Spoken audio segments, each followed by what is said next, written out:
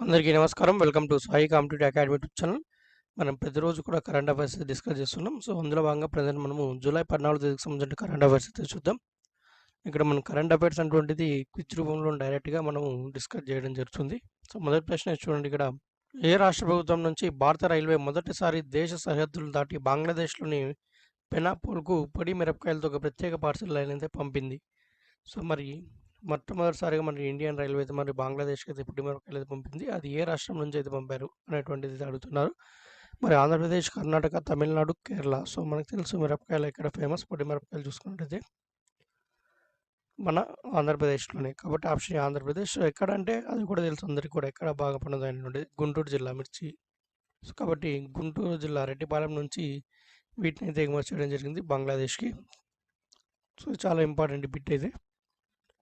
Next వచ్చేసి సైక్లింగ్‌ని ప్రోత్సహించడానికి smart city mission SCM Indian cycles for change challenge కోసం registration అయితే ప్రారంభించింది. ఏ మంత్రిత్వ శాఖ కింద ఎస్సీఎం అంటే మనకు స్మార్ట్ సిటీ మిషన్ పనిచేస్తుంది? మరి సైక్లింగ్ అటువంటి ప్రోత్సహించడానికి స్మార్ట్ సిటీ మిషన్ కింద వచ్చేసి ఇండియా సైకిల్స్ ఫర్ చేంజ్ అనేటువంటి కార్యక్రమాన్ని అయితే ప్రారంభించారు రిజిస్ట్రేషన్. మరి ఇది ఏ మంత్రిత్వ శాఖ కింద వస్తుందంటే మనకు ఈ స్మార్ట్ సిటీ మిషన్ అనేది ఏ మినిస్ట్రీ కింద ఉంటుందంటే మనకు గృహ పట్టణ వ్యవహారాల మంత్రిత్వ శాఖ, ministry of home urban affairs ministry. So, option డీలో ఉన్నటువంటి గృహ పట్టణ వ్యవహారాల మంత్రిత్వ శాఖ. ఈ స్మార్ట్ సిటీ మిషన్ ఏంటంటే ఈ స్మార్ట్ సిటీ మిషన్లో భాగంగా మొత్తం ఇండియాలో 100 సిటీస్ని అయితే డెవలప్ చేస్తున్నారు. మొత్తం 100 స్మార్ట్ సిటీస్ని సెలెక్ట్ చేశారు. సో, అది 4 ఫేజులుగా సెలెక్ట్ చేశారు ఇప్పటికైతే. మొత్తం 100 సిటీస్ని ఇప్పుడు మన ఆంధ్రాలో 4 స్మార్ట్ సిటీలు అయితే డెవలప్ అవుతున్నాయి ఏపీలో. సో, మీకు చాలా చాలా ఇంపార్టెంట్. మొదట సెలెక్ట్ అయినటువంటి స్మార్ట్ సిటీ వచ్చేసి విశాఖపట్నం. విఎస్కేపీ అని రాస్తున్న విశాఖపట్నం. సెకండ్ వచ్చేసి మనకు కాకినాడ. థర్డ్ వచ్చేసి మనకు తిరుపతి సెలెక్ట్ అయింది. నెక్స్ట్ వచ్చేసి 4 అమరావతి. సో, మరి మనకు ఎగ్జామ్లో అడుగుతాడనమాట.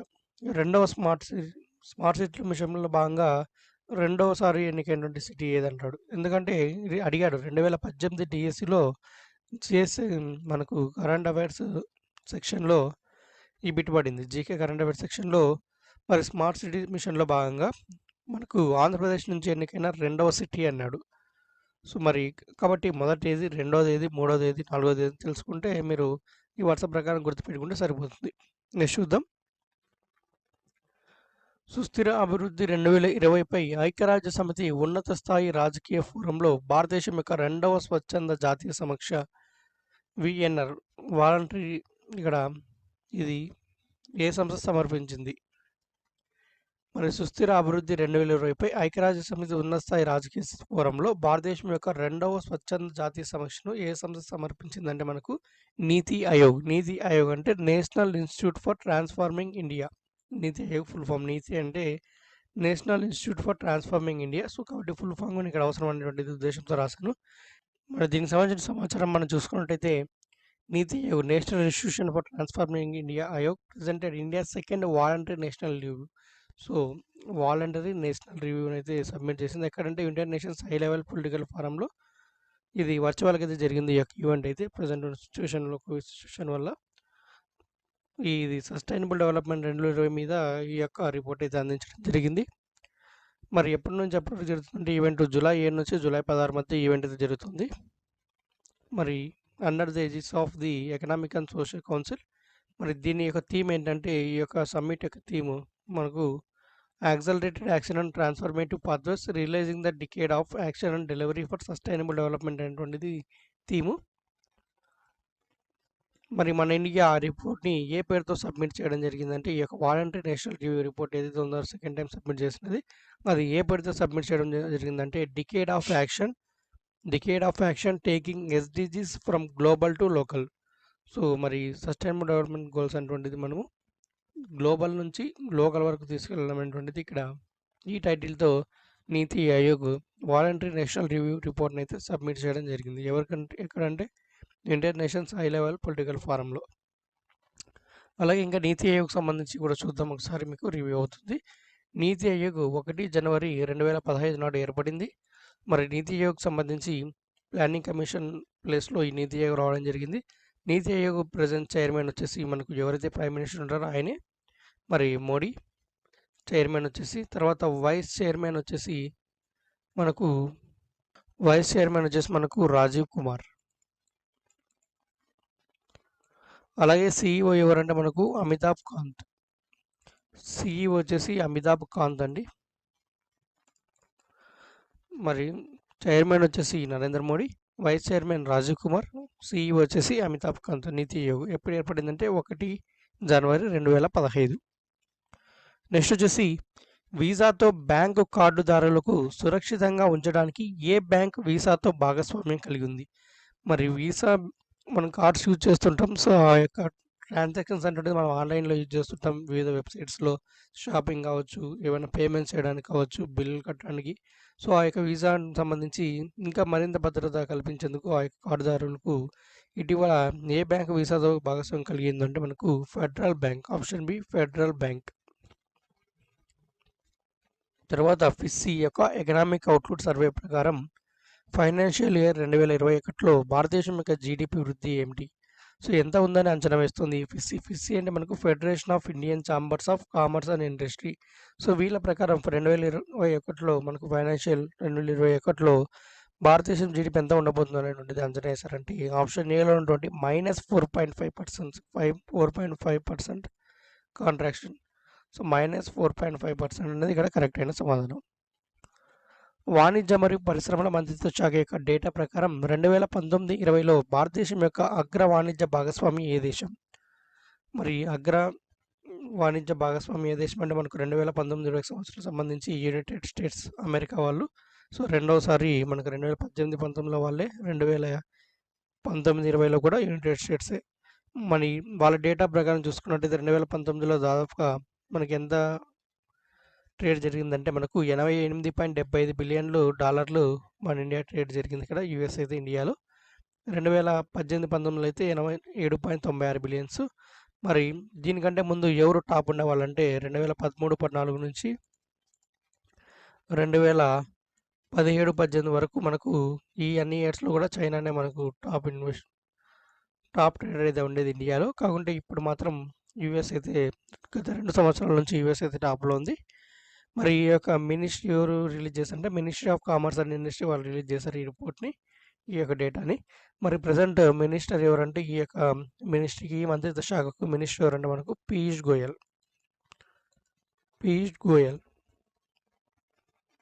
నెక్స్ట్ చూద్దాం. నెక్స్ట్ వచ్చేసి భారతదేశంలో $10 బిలియన్ డిజిటలైజేషన్ ఫండ్ ప్రకటించిన సంస్థ పేరు. మరి ఇటీవల మనకు ఎవరు మనకు భారతదేశంలో $10 బిలియన్ డిజిటలైజేషన్ ఫండ్ ప్రకటించారంటే Google CEO Sundar Pichai. So మన ఇండియన్ అయినా. మరి గూగుల్ అయితే రాబోయే 5-6 సంవత్సరాల్లో దాదాపుగా 75,000 కోట్లు మన ఇండియాలో అయితే ఇండియన్ ఎకనామీపై డెవలప్మెంట్ కోసం అయితే పెట్టుబడిగా పెట్టడం జరుగుతుంది వివిధ రంగాల్లో. సో ఇది ఒక మంచి గుడ్ న్యూస్. మరి గూగుల్ నుంచి అయితే మనకు దాదాపు 75,000 కోట్లు అంటే చాలా పెద్ద అమౌంట్. రాబోయే 5-6 సంవత్సరాల్లో ఆ ఫండ్ అంతా కూడా యూజ్ చేయడం జరుగుతుంది ఇండియన్ ఎకనామీ డెవలప్మెంట్ కోసం అయితే. 14,000 పోలీస్ స్టేషన్లను అనుసంధానించే కేంద్రీకృత ఆన్లైన్ డేటాబేస్ను యాక్సెస్ చేయడానికి నేషనల్ క్రైమ్ రికార్డ్స్ బ్యూరోతో ఏ సంస్థ అవగాహన ఒప్పందం కుదుర్చుకుంది? మరి ఇండియాలో ఉన్నటువంటి అన్ని పోలీస్ స్టేషన్లు కూడా ఈ యొక్క నేషనల్ క్రైమ్ రికార్డ్స్ బ్యూరోతో ఒక ఆన్లైన్ డేటాబేస్ని అయితే ఏర్పాటు చేస్తున్నాయి. మరి అన్ని పోలీస్ స్టేషన్లు కలిపి ఆ ఆన్లైన్ డేటాబేస్లో ప్రతి ఎఫ్ఐఆర్, దేశంలో ఎఫ్ఐఆర్స్ ఫైల్ చేస్తారు కదా, సో అవన్నీ కూడా ఈ యొక్క డేటాబేస్లో ఎంటర్ చేయాల్సి ఉంటుంది. దీని ద్వారా ఏంటంటే దేశంలో ఉన్నటువంటి అన్ని పోలీస్ స్టేషన్లో ఎక్కడి నుంచైనా ఎవరైనా కూడా మా స్టేషన్ సంబంధించినటువంటి డేటా అనేది తెలుసుకోవచ్చు. సో దానికోసమే అనుసంధానం చేయడం కోసము డిసెంబర్ 2020 కల్లా ఈ టార్గెట్ పూర్తి చేసే విధంగా నేషనల్ క్రైమ్ రికార్డ్స్ బ్యూరో ఎవరితో ఒప్పందం కుదుర్చుకుందంటే నాట్ గ్రిడ్, నేషనల్ ఇంటెలిజెన్స్ గ్రిడ్తో ఈ ఒప్పందం అయితే కుదుర్చుకుంది. సో అది ఏంటంటే ఇక్కడ అన్ని పోలీస్ స్టేషన్ల సర్వర్ ఒకే దాంతో ఉంటుంది. అక్కడ నుంచి ఎవరైనా ఏ పోలీస్ స్టేషన్ ఏ స్టేట్ నుంచి అయినా వాళ్ళు ఇన్ఫర్మేషన్ నుండి తీసుకోవచ్చు. తర్వాత ఏ దేశ అధ్యక్ష ఎన్నికల్లో ఆండ్రెస్ సెబాస్టియన్ దుడా గెలిచారు? సో ఇటీవల మనకి ఏ దేశం నుంచి జరిగినటువంటి ఎన్నికల్లో ఆండ్రెస్ సెబాస్టియన్ దుడా గెలిచారంటే option B Poland. So Poland యొక్క అధ్యక్షుడు ఎవరన్నా కూడా ఇప్పుడు మనకు ఆండ్రే సెబాస్టిన్ దూడా. సో ఇలా ఆయన రివర్స్. నెక్స్ట్ చూద్దాం. International academy of astronautics IAA 2020 Von Karman award గ్రహీతగా ఎవరు ఎంపికయ్యారు? మరి 2020 వాన్ కర్మన్ అవార్డు గ్రహీతగా ఎవరు ఎన్నికయ్యారు? ఎవరు ప్రదానం చేస్తారంటే ఇంటర్నేషనల్ అకాడమీ ఆఫ్ ఆస్ట్రోనాటిక్స్. మరి ఎవరంటే మనకు ప్రజెంట్ ఇస్తున్న చైర్మన్ ఉన్నటువంటి K. శివన్. సో కైలాసవది పూర్తి నేమో కైలాసవదివు శివన్. సో ఈయనకైతే ఈ యొక్క అవార్డు అయితే రాబోతుంది. దీన్ని 2021 మార్చిలో అయితే ప్రదానం చేయబోతున్నారు ఈయనకు వచ్చేసి. మరి ఈ అవార్డు వచ్చేసి మనకు ఈ యొక్క అకాడమీని స్టార్ట్ చేసినటువంటి ఫౌండర్ అలాగే ఫస్ట్ ప్రెసిడెంట్ అయినటువంటి వాన్ కర్మన్ మీద మనకు ఈ యొక్క అవార్డు ఇది ఇవ్వబోతున్నారు. మొత్తం వచ్చేసి 1982 నుంచి ఈ అవార్డు ఇవ్వాలని నిర్ణయించారు. కానీ 1983 నుంచి ఈ అవార్డు ఇస్తున్నారు ప్రతి సంవత్సరం. ఇక్కడ డెసిషన్ తీసుకున్నారు. ఆ తదుపరి ఇయర్ నుంచి ఇస్తున్నారు. ఇప్పటివరకు మన ఇండియన్స్ వచ్చేసి 3 పొందారు ఈ యొక్క వాన్ కర్మన్ అవార్డు అయితే. మొదటి వచ్చేసి 2005లో UR రావు. సో ఈయన ఇస్రో 4th చైర్మన్. ఈయన పూర్తి పేరు ఉడిపి రామచంద్రారావు. మరి ఈయనకు వచ్చేసి 2005లో ఈ అవార్డు అయితే రావడం జరిగింది. ఈయన దాదాపు మనకు 10 ఏళ్ళు ఇస్రో చైర్మన్గా అయితే పనిచేశారు, 10 సంవత్సరాల పైగానే. తర్వాత 2007 సంవత్సరంలో కస్తూరి రంగన్, కృష్ణస్వామి కస్తూరి రంగన్కి ఈయనకైతే రావడం జరిగింది. సో ఈయన ఇస్రో యొక్క 5వ చైర్మన్. ఈయన కూడా దాదాపుగా 10 సంవత్సరాల దగ్గర 9 సంవత్సరాల అబ్బు పనిచేశాడు. ప్రజెంట్ మళ్ళీ 3వ వ్యక్తి ఎవరంటే మనకు 2020 సంవత్సరానికి వచ్చేసి మనకు K. శివన్ ప్రజెంట్ ఉన్నటువంటి ఇస్రో చైర్మన్. ఈయన 10వ చైర్మన్ ఇస్రోకి. ఈయన ప్రజెంట్ ఇంకా ఆయన టెన్యూర్ అయితే కొనసాగుతుంది. 2018 జనవరి 15న ఈయన ఈ పదవిలోకి రావడం జరిగింది ఇస్రో చైర్మన్గా. ఇంకా ఇప్పుడు కొనసాగుతున్నారు. మరి ఇస్రో ఎప్పుడు ఏర్పాటు చేశారంటే మనకు 15 ఆగస్టు 1969లో ఏర్పాటు చేశారు ఇస్రోని. మరి ఇస్రో యొక్క మొదటి చైర్మన్ వచ్చేసి విక్రమ్ సారాభాయ్. మరి ఇస్రో యొక్క హెడ్ క్వార్టర్స్ ఎక్కడంటే బెంగళూరు. సో ఇది ఇస్రోకి సంబంధించిన సమాచారం. అలాగే ఈ అవార్డు పొందినటువంటి భారతీయులు. నెక్స్ట్ చూసుకున్నట్టయితే ఎలైట్స్ టెక్నో మీడియా సమర్పించినటువంటి ఎలైట్స్ ఎక్సలెన్స్ అవార్డ్స్ 2020ను ఏ రాష్ట్ర ముఖ్యమంత్రి Darpan portal and mobile app. మరి ఆ రాష్ట్ర ముఖ్యమంత్రికి సంబంధించినటువంటి Darpan portal and mobile app అయితే అందుకుంది. ఈ యొక్క ఎలైట్ ఎక్సలెన్స్ అవార్డు 2020కి సంబంధించి ఏ రాష్ట్రానికి సంబంధించినటువంటి ముఖ్యమంత్రి పోర్టల్ అలాగే మొబైల్ యాప్ అయితే అందుకుంది ఈ అవార్డుని అయితే మనకు ఛత్తీస్గఢ్ రాష్ట్రానికి. సో మరి ఛత్తీస్గఢ్ సీఎం వచ్చేసి భూపేష్ బఘెల్, గవర్నర్ వచ్చేసి అనసూయ ఉకే. నిన్న కూడా డిస్కస్ చేసాం దీనికి సంబంధించి. నెక్స్ట్ చూసుకుంటే గ్లోబల్ హ్యూమనిటేరియన్ అవార్డ్స్ 2020లో టాప్ పబ్లిసిస్ట్ గౌరవాన్ని ఎవరు పొందారు? 2020 సంవత్సరంలో ప్రదానం చేసినటువంటి గ్లోబల్ హ్యూమనిటేరియన్ అవార్డ్స్లో టాప్ పబ్లిసిటీ అవార్డుని అయితే ఎవరు పొందారు? మరి దీనికి సమాధానం చూసుకున్నట్టయితే సచిన్ అవస్థి ఈయనైతే ఈ యొక్క అవార్డు అయితే పొందాడు. మరి ఈయన వచ్చేసి నేషనల్ మీడియా క్లబ్ యొక్క ప్రెసిడెంట్ అలాగే ఫౌండర్ ఆఫ్ శ్రీరామ్ సేవా మిషన్. సో ఈయనకు వచ్చేసి టాప్ పబ్లిసిస్ట్ అవార్డు అయితే రావడం జరిగింది గ్లోబల్ హ్యూమనిటేరియన్ అవార్డ్స్ 2020లో. మరి ఇదైతే వర్చువల్గా జరిగింది ఈ యొక్క ఈవెంట్ అనేది కూడా లండన్లో. నెక్స్ట్ చూద్దాం. మరి జియో ప్లాట్ఫామ్లో వాటాను ఎంత శాతం క్వాల్కామ్ వెంచర్స్ 730 కోట్లకు కొన్నది? మరి ఇటీవల జియో ప్లాట్ఫామ్లో చాలా కంపెనీస్ అయితే పెట్టుబడి పడుతున్నాయి. అందులో భాగంగా ఇప్పుడు అమెరికాకు చెందినటువంటి క్వాల్కామ్ కూడా ఇందులో పెట్టుబడి పెట్టింది. ఎంతంటే 730 కోట్లు దాని విలువ. అయితే అది ఎంత శాతం అంటే 0.15%. సో జియో ఆస్తులు 0.15% అంటే 730 కోట్లకు సమానం. సో ఎంత ఇన్వెస్ట్ చేసిందంటే 0.15%. నేను ఆల్రెడీ గత వీడియోలో ఒకసారి చెప్పాను. ఇప్పటివరకు మనకు దాదాపుగా మొత్తం 12 కంపెనీలు ఇన్వెస్ట్ చేస్తాయి. ఇది 12th కంపెనీ. క్వాల్కామ్ అనేటువంటిది 12th కంపెనీ. కానీ ఇన్వెస్ట్మెంట్ మాత్రం 13వ ఇన్వెస్ట్మెంట్. ఎందుకంటే మనకు సిల్వర్ లేక్ 2 సార్లు ఇన్వెస్ట్మెంట్ చేసింది కాబట్టి 12th కంపెనీ ఇది. 13th ఇన్వెస్ట్మెంట్ ప్రజెంట్ వచ్చేసి ఇది. నేను ఆల్రెడీ గత వీడియోలోనే మొత్తం 12 ఇన్వెస్ట్మెంట్లు చెప్పేశాను. ఇది 13వ ఇన్వెస్ట్మెంట్ అయితే ఇది. సో ఆ వీడియో చూస్తే మీకు కవర్ అయిపోతుంది. గత వీడియోస్ చూసుకుంటూ వచ్చినట్టయితే మీరు ప్రతిరోజు ఫాలో అయిపోయినట్టయితే వస్తుంది. ఎందుకంటే ప్రతిరోజు మళ్ళీ అన్నీ చెప్పాలంటే చాలా టైం తీసుకుంటుంది. కాబట్టి ఒకసారి ప్రీవియస్ వీడియోస్ అయితే చెక్ చేయండి. డైలీ కరెంట్ అఫైర్స్ అయితే ఫాలో అవ్వండి. సో మీకు ఈజీగా అర్థమైపోతుంది. మరి నెక్స్ట్ చూద్దాం. మరి ఆస్ట్రియాలోని స్పిల్బర్గ్లో స్టైరియన్ గ్రాండ్ ప్రిక్స్ గెలుచుకున్నది ఎవరు? మరి ఇటీవల ఆస్ట్రేలియన్ సిలబస్లో స్టైరియన్ గ్రాండ్ ప్రిక్స్ అయితే జరిగింది. సో దీన్ని ఎవరు గెలిచారు? సో రీసెంట్ సండే అయితే మనకు జరుగుతుంది. మనకు మామూలు సండే జరుగుతుంటాయి ఈ గ్రాండ్ ప్రిక్స్ ఈవెంట్ అనేటువంటిది. మరి ఎవరు గెలిచారంటే మనకు Lewis Hamilton, Mercedes driver Lewis Hamilton. Next వచ్చేసి ఇక్కడ రీసెంట్గా ఈ సంవత్సరంలో జరిగినటువంటి రెండవ గ్రాండ్ ప్రిక్స్ ఇది ఫార్ములా 1 రేసింగ్లో. స్టైరియన్ గ్రాండ్ ప్రిక్స్ రెండోది. మొదటిది మనకు Austrian grand prix last Sunday, అంతకుముందు సండే అయితే జరిగింది. అది ఎవరు గెలిచారంటే మనకు వాల్టర్ బొట్టాస్ గెలిచాడు ఆస్ట్రియన్ అయితే. ఇప్పుడు సెకండ్ స్టైరియన్ గ్రాండ్ ప్రిక్స్ వచ్చేసి మనకు లూయిస్ హామిల్టన్. ఈ సంవత్సరంలో 2 జరిగాయి ఇప్పటి వరకు. ఆ 2 విజేతలు వీళ్ళు. చాలా ఇంపార్టెంట్ ఇవి మన గ్రాండ్ ప్రిక్స్ విజేతలు వచ్చేసి. మామూలుగా మనకు ప్రతి సంవత్సరం కూడా 21 గ్రాండ్ ప్రిక్స్లు అయితే నిర్వహిస్తుంటారు. సో మనకి ఎప్పుడు కూడా ఇవి సండేస్ జరుగుతాయి ఈ ఈవెంట్స్ వచ్చేసి. నెక్స్ట్ చూద్దాం. నీతి ఆయోగ్ యొక్క అటల్ ఇన్నోవేషన్ మిషన్తో పాటు పాఠశాల విద్యార్థులు మరియు ఉపాధ్యాయుల కోసం ఉచిత ఆన్లైన్ కోర్సు అయినటువంటి ఏటీఎల్ యాప్ డెవలప్మెంట్ మాడ్యూల్ను అభివృద్ధి చేసిన ప్రారంభ సంస్థ పేరు. మరి నీతి ఆయోగ్ యొక్క అటల్ ఇన్నోవేషన్ మిషన్లో భాగంగా పాఠశాల మరియు విద్యార్థుల కోసం, ఉపాధ్యాయులు వాళ్ళందరి కోసం ఉచిత ఆన్లైన్ కోర్సు అయినటువంటి ఏటీఎల్ యాప్ డెవలప్మెంట్ మాడ్యూల్ను అభివృద్ధి చేసినటువంటి స్టార్టప్ కంపెనీ ఏది అంటున్నారు ఈ యొక్క మాడ్యూల్ని అయితే. మరి సుమేరు, కూర్కి, టీ హబ్, ప్లెజ్మో. మరి దీనికి సమాధానం ఆప్షన్ డి ప్లెజ్మో. నెక్స్ట్ చూద్దాం.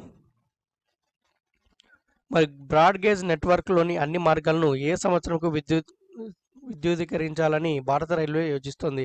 సో మొత్తం ప్రజెంట్ ఉండే రైల్వే మార్గాలన్నీ కూడా ఎలక్ట్రిఫికేషన్ చేయాలని, మొత్తం కరెంటు ద్వారా రైలు నడపాలని, ఆ యొక్క మొత్తం అది వర్క్ అంతా ఎప్పుడులో పూర్తి చేయాలని మరి ఇండియన్ రైల్వే టార్గెట్ అయితే పెట్టుకుందంటే మనకు 2023 సంవత్సరానికి మొత్తం మన దేశంలో అంతా కూడా ఎలక్ట్రిఫికేషన్ రైల్స్ నడిచే విధంగా ఆ నెట్వర్క్ అంతా ఏర్పాటు చేయబోతుంది. నెక్స్ట్ చూద్దాం. భారతీయ రైల్వేలను గ్రీన్ రైల్వేగా మార్చాలనే లక్ష్యం ఏ సంవత్సరానికి రైల్వే అయితే పెట్టుకుంది? మరి టోటల్ ఇండియన్ రైల్వే మొత్తం గ్రీన్ రైల్వేగా మార్చాలని భారతీయ రైల్వే ఏ సంవత్సరం లక్ష్యంగా పెట్టుకుంది? మరి క్లైమేట్ యాక్షన్ అంటే పర్యావరణ పరిరక్షణ కోసం ఈ యొక్క నిర్ణయాన్ని తీసుకుంది రైల్వే. మొత్తం అంతా గ్రీన్ రైల్వేస్గా మార్చేసేయాలని ఇండియన్ రైల్వేస్ అంతా కూడా ఏ సంవత్సరానికంటే 2030 సంవత్సరం టార్గెట్ పెట్టుకుంది. ఎలక్ట్రిఫికేషన్ వచ్చేసి 2023, అలాగే గ్రీన్ రైల్వే వచ్చేసి 2030. సో మీకు కన్ఫ్యూజ్ ఉండకూడదని నేను ఈజీగా చెప్పేస్తున్నాను. ఒకేసారి 2 క్వశ్చన్లు పక్కనే చెప్తున్నాను. ఇంకా ఇవి మనకి ఇవాళ సంబంధించిన కరెంట్ అఫైర్స్ అయితే. ఇంకా కొన్ని కరెంట్ అఫైర్స్ ఉన్నాయి, ఎక్కువ అవుతాయనే ఉద్దేశంతో నేను మళ్ళీ రేపటి రోజు కవర్ చేస్తాను. రేపు రోజు కొన్ని తక్కువ వస్తాయి కాబట్టి ఒక్కొక్క రోజు అప్పుడు ఎక్కువ కవర్ చేసుకుంటే సరిపోతుంది. ఇంకా నేను ఈ వీడియోలో ఇంకా చాలా వరకు చెప్పలేదు. ఇటీవల బీసీసీఐ సీఈఓగా, ఇంటర్మ్ సీఈఓగా అంటే తాత్కాలిక సీఈఓగా ఇంకొకరు నియమితులయ్యారు. ఆయన ఎవరు? మనకు ఇంతకుముందు నుండి సీఈఓ రిజైన్ చేశారని నిన్న డిస్కస్ చేసాం. అయితే ఆయన ప్లేస్లో తాత్కాలిక సీఈఓగా మన కొత్త ఆయన వచ్చాడు. సో ఆయన ఎవరు? అలాగే బంగ్లాదేశ్ అలాగే ఆఫ్ఘనిస్తాన్ దేశాలకు నూతన బ్రాండ్ అంబాసిడర్లు అయితే ఎన్నికయ్యారు, మనకు నూతన రాయబారులు. సో వాళ్ళు ఎవరు? అలాగే సిఏపిఎఫ్స్ ట్రీ ప్లాంటేషన్ ప్రోగ్రామ్ సంబంధించి, అలాగే మోహన్ బాగా అవార్డ్స్, అలాగే hockey life time achievement award ఎవరికి వచ్చింది? సో మోహన్ బాగా లైఫ్ టైమ్ అచీవ్మెంట్ అవార్డు, అలాగే మామూలు అవార్డ్స్ ఎవరెవరికి వచ్చాయి? అలాగే మనకు ఐఐటి కాన్పూర్ డెవలప్ చేసినటువంటి శుద్ధ్, మరి అది దేనికి సంబంధించినటువంటిది?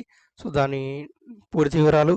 అలాగే మనకు చాహర్ జహేదా రైల్ ప్రాజెక్ట్ నుంచి మనకు ఇరాన్ ఇటీవల ఇండియాని అయితే వైదొలిగించింది, ఆ ప్రాజెక్ట్ నుండి డ్రాప్ చేసింది. సో మరి ఆ ప్రాజెక్ట్ ఏంటి? సో ఆ వివరాలన్నీ కూడా మనము నెక్స్ట్ వీడియోలో అయితే మనం డిస్కస్ చేయడం జరుగుతుంది. సో ఈ వీడియోలో ఇప్పటికీ ఎక్కువయ్యాయి. సో ఇవన్నీ కూడా మనం డిస్కస్ చేస్తే వీడియోలు ఎంత ఎక్కువ అవుతుందనే ఉద్దేశంతో రేపు మళ్ళీ ఒక్కరోజు చాలా తక్కువగా మనకు కరెంట్ అఫైర్స్ ఉంటాయి కాబట్టి సో వీటిని నెక్స్ట్ రోజు కవర్ చేసుకుంటే కొంచెం ఎక్కువగా కవర్ అయినట్టు ఉంటాయి.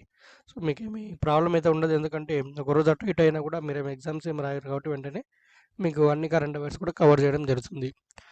మరి ఈ వీడియో కూడా మీకు ఇష్టం తప్పకుండా లైక్ చేసి మీ మిత్రులందరికీ కూడా షేర్ చేయడం మర్చిపోకండి అండి. మీకు యాప్ అనేటువంటిది ఆల్మోస్ట్ మీకు రెడీ అయిపోయినది. మీరు ప్రతిరోజు కరెంట్ అఫైర్స్ మిగిలిన అన్ని టెస్టులు రాయడానికి పీడిఎఫ్స్ మెటీరియల్స్ అన్నీ కూడా ఆ యాప్లోనే మేము ప్రొవైడ్ చేస్తాం.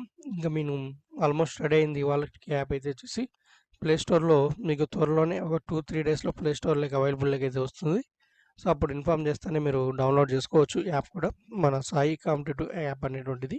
మరి తప్పకుండా వీడియోని లైక్ చేయండి, షేర్ చేయండి. సో ఎంతో కష్టపడి మేము కరెంట్ అఫైర్స్ మినిమం ఒక 3 అవర్స్ కష్టపడి ఇవన్నీ క్వశ్చన్స్ అని మేము తయారు చేయడానికి, అలాగే ఏమేమి కరెంట్ అఫైర్స్ వచ్చాయనేటువంటివి చూసుకోవడానికి. సో, కాబట్టి ఆ కష్టానికి తగ్గ ఫలితంగా మీరు చేయాల్సిందల్లా లైక్ చేయడం, అలాగే మీ మిత్రులకు కూడా వీటిని షేర్ చేయడం. ఎందుకంటే మనం చూస్తున్నారు మీరు. మనం కేవలం క్వెషన్ మాత్రమే చెప్పట్లేదు. వాటికి రిలేటెడ్ ఏదన్నా ఉంటే అది కూడా మనం డిస్కస్ చేసుకుంటూ వెళ్తున్నాం. కొన్ని వాటికి అవసరం లేని వాటికి ఏం చెప్పట్లేదు బ్యాక్‌గ్రౌండ్ అంతా. కానీ అవసరమైన వాటికి మాత్రం బ్యాక్‌గ్రౌండ్ కూడా మనం డిస్కస్ చేస్తున్నాం. అలాగే మనము కొన్ని కొన్ని క్వెషన్స్ వచ్చినప్పుడు మరి ఏ ఎగ్జామ్స్‌లో అడిగినారు అనేటువంటిది కూడా నేను చెప్తున్నాను అనమాట. ఎందుకంటే నేను ఆల్మోస్ట్ అన్ని ఎగ్జామ్ పేపర్స్ అన్నీ కూడా పరిశీలిస్తుంటాను. సో, మనకి ఏదైనా ఎగ్జామ్ జరిగిన వెంటనే వాటిని పరిశీలిస్తుంటాను కాబట్టి, నాకు క్వెషన్ చూసినప్పుడు ఏదన్నా టాపిక్ వచ్చినప్పుడు రిలేటెడ్ జీకే అనేటువంటిది ఎక్కడ అడిగారు అనేటువంటిది కొంచెం ఐడియా అనేది రావడం జరుగుతుంది. సో, కాబట్టి నేను అలా మీకు చెప్తుంటాను. సీజీఎల్ అడిగారు, సీహెచ్ఎస్ఎల్ అడిగారు, డీఎస్సీలు అడిగారు, కానిస్టేబుల్ అడిగారు అని చెప్తుంటాను. ఎందుకంటే అవన్నీ కూడా నేను పేపర్స్ అన్నీ పరిశీలించుంటాను. కాబట్టి అందుకోసమనే నేను ఓసారి చెప్తుంటాను. అప్పుడేంటంటే మనకు అది ఇంపార్టెంట్ అని మీరు అర్థం చేసుకోవాలి. గత ఎగ్జామ్స్‌లో అడిగాడు కాబట్టి. ఓకే అండి. మరి ఇలాంటి మరిన్ని కరెంట్ అఫైర్స్ క్వెషన్స్‌తో మళ్ళీ కలుద్దాం. అంతవరకు సెలవు. జై హింద్.